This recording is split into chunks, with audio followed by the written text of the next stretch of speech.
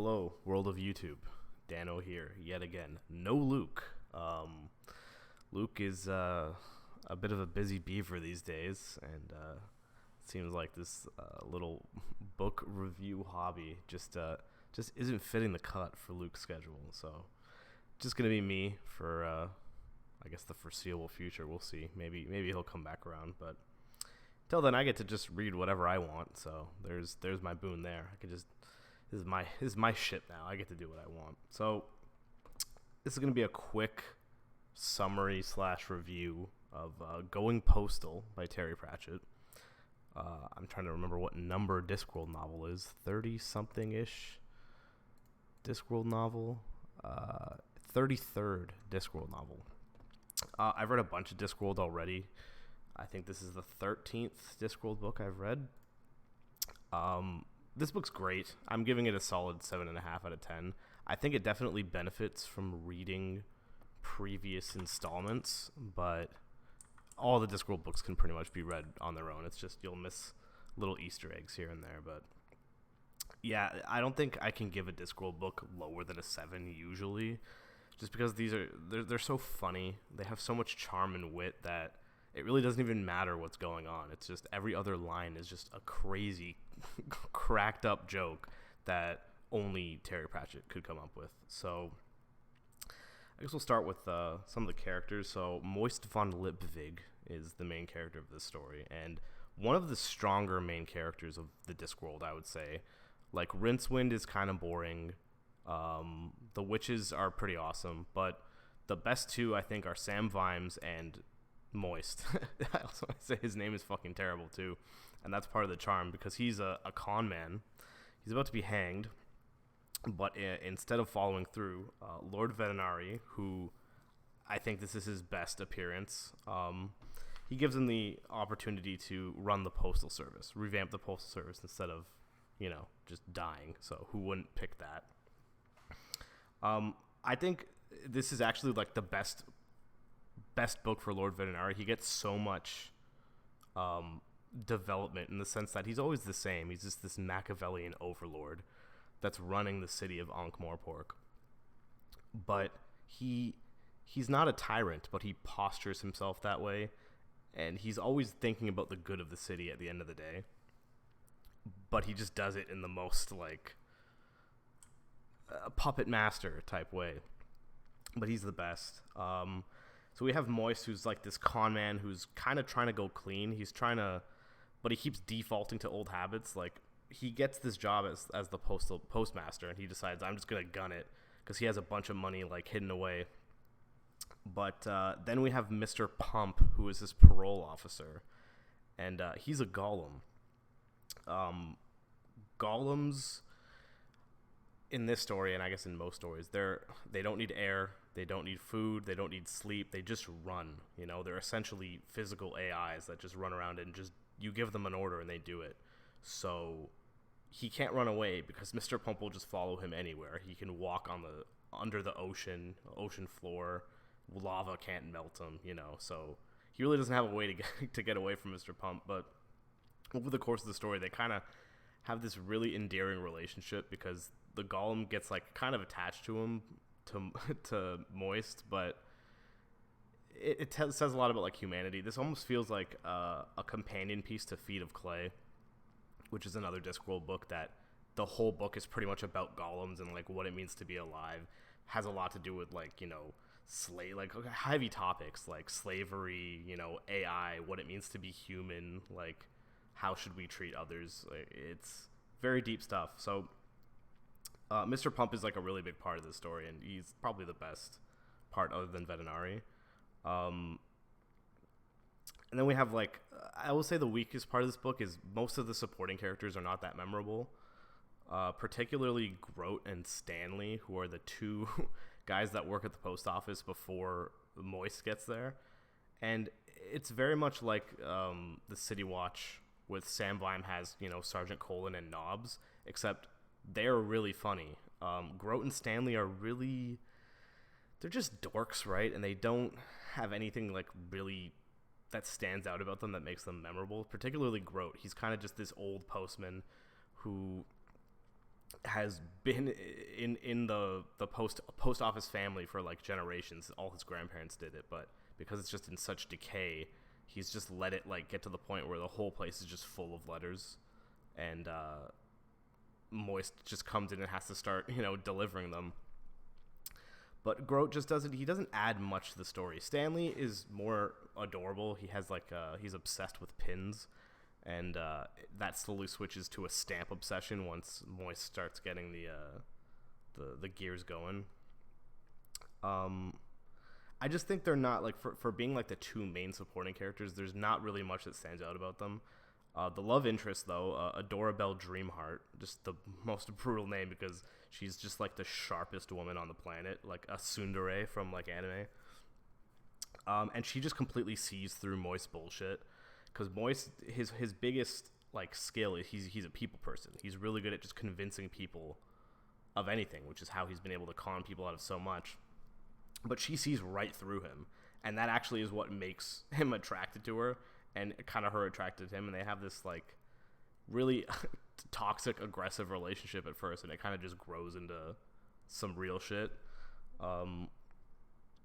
So she's all right, and I think this book has one of the best villains in the Discworld, Reacher Guilt. So Reacher Guilt is the CEO of this like clacker company, and what clackers are is it's essentially like phones in the Discworld, but it's like light signals that mean code, and you do these like watchtowers across, similar to Lord of the Rings where they light the tower and it just keeps going all the way across until it gets back to Rohan.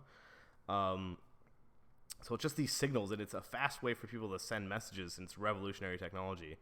But this deals with like the clash of like craftsmanship versus like the greedy shareholders. And Guilt is one of these guys, and he's just like Moist. He's a con man too, except he's like evil. So these clackers were built by these engineers who like really cared for it. And Adorabelle Dreamheart's former, I think it's her brother. Yeah, it's her brother and her father. So her brother gets killed by Guilt because these engineers are trying to like do it the right way, but meanwhile Guilt is running it like he's making so much money, and so but they don't know how the system actually works. They don't care about it at all, so it's just going into disrepair. It's constantly conking out, but they don't give a shit, and they don't pay the people well enough, and they just embezzle money for themselves while the technology just like completely fails.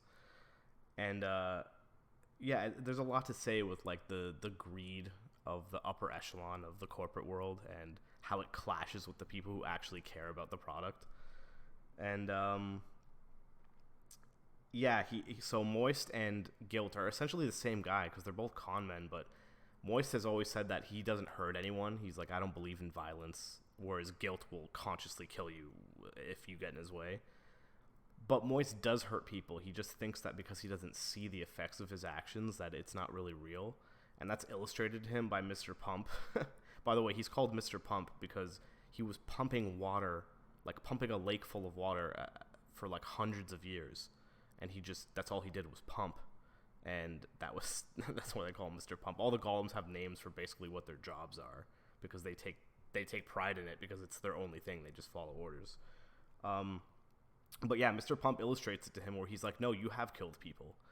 And Moist is like, what are you talking about? All I ever did was like, he defrauded a bank, right? And he's like, yeah, but what about the person who had to deal with that fuck up and then got fired and then couldn't feed their family, and then that led to them either going into poverty or death? And he's like, well, that's not true. That's like, you believe I can murder like 0.001 of a person? And Mr. Pump is like, yes. And that kind of hits Moist, and it makes him realize that because he actually is the one who got Adorabelle Dreamheart fired from her previous banking job. He learns that later, and he actually fesses up about it, and she is pissed, but she comes around to it. And it's a big learning curve for him, and throughout the entire book, every time like he sees an opportunity, like when he first makes the stamps, and people start like really believing in the post office because he does all this posturing and just does crazy like tactics to make him stand out. He gets like the investigative journalist, who I think is from The Truth, even though I haven't read that Discworld book. She is like always asking him direct questions, and because she prints exactly what he says, she makes these outrageous front page headlines that at first he thinks is gonna like completely ruin him, but it only makes him more popular because it's like the gullibility of crowds. Like no one wants to be left out. So I got totally sidetracked. But yeah, when he keeps defaulting to his old ways, so he first makes the stamps, and then they're like 1 pence stamps, like $1 stamps. He makes different varieties of it. And once the post office starts running again and actually delivering messages, because the clackers are shit, they keep breaking down, so people start actually believing in the post office. People start buying these stamps and treating them like actual money because it's easier to hold stamps than it is to hold like a bunch of coins because you can just fold them up. And people are saying they're worth money because they know that they're worth something. Your mail's gonna get delivered because they're being really consistent. And because of that, he's like, oh shit, I'm literally printing money. And immediately the gears start whirring. He's like, how can I turn this into a scheme and like get away? But the more he thinks about it, because of Mr. Pump, he can't really get away. So he's like kind of forced down the straight and narrow. And as the book goes on, he starts realizing that this subconscious urge to like take the money and run is the wrong thing. But it needs to be beaten into him, essentially. And even by the end of the book, he's still like, holy crap, how did I get saddled with all this responsibility? He's very much like Sam Vimes, where Sam, he tries to make himself a better man and just keeps getting more and more responsibility, and he just doesn't want it. But yeah, the difference between Moist is he tricks himself into thinking he's harmless, whereas Guilt legitimately is conscious of how much he's harming people. And even by the end of the book, Vetinari gives Guilt the same option that he gave Moist. And Guilt walks away, not realizing that like Vetinari essentially killed him, but he gave him the illusion of a choice. For Vetinari, this is actually an amazing book for him. But I think that's really what carries this book is a lot of the character work, because the plot, there really not much happens in this book. It's like he gets to the post office, he has to deliver all the mountains of letters that are there, and then he has to slowly build up the clout of the post office. But there isn't really like a big climax. The big climax is essentially a race between Moist and Guilt, who can deliver to like, it's like a town or a city that's like thousands of kilometers away that would take him like a month to get to. And he's like, I'm gonna get there faster than you can send a Clax message, which is like impossible. And without spoiling what happens at the end, it just he finds a way. He always finds a loophole. But there isn't really much plot progression. It's really just a lot of fun character interactions. But it just has a lot to say about like corporate, I don't want to say corporate America, but the corporate world, and how the people at the bottom who actually care about stuff are constantly getting overlooked and not appreciated for the stuff that they do. And it does it in a really lighthearted and fun way, as all Discworld books do. Terry Pratchett just has this way of taking these real world issues and overlaying them onto a fantasy world, and it's just so glaringly obvious when you see it in his books, all the problems, but how you can make light of it and, just do your best to make it better for other people. So, all in all, 7.5 out of 10. I think that's a fair score for this. If it had like a more engaging plot, higher stakes, I would say, I think I would enjoy it more. But again, this is like minor gripes. Like all the Discworld books are legitimately brilliant. And this one just benefits a lot from reading other Discworld books. But I really think anyone can enjoy this.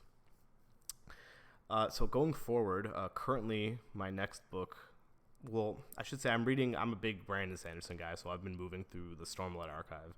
I finished the first two books, Way of Kings, Words of Radiance. Brilliant, but I really don't know how I can review them. I might have to just do a short summary for those two. And because I really want to get to Winded in Truth as it comes out in December, so I want to be caught up for then. Because then I'll do like a big video on that. But until then, I kind of just pad it out with one of the other hundreds of books that I own and haven't read yet. So currently I'm reading Man in the High Castle by Philip K. Dick. After that, I think I'll do Edge Dancer into Oathbringer for Stormlight, because I really need to get through those. But I'm a really big sci-fi guy, so I'm gonna just padded out with little sci-fi books in between. So that's why I'm like, I'll read Man in the High Castle. It's been on my thing for a while. So that'll be the next little review that comes out. Hopefully it'll be more structured and thought out than this, because I'm really just putting this out there because it's been so long since we made a video, and I'm just like, shit. I just wanna talk about something. But for Man in the High Castle, I think I'll put a little more structure into my criticisms, because it's a more serious book. Discworld is like, it's so light that I feel like I can just talk in a more nonchalant way. So yeah, Man in the High Castle coming up next. Discworld going postal, 7.5. Go read it.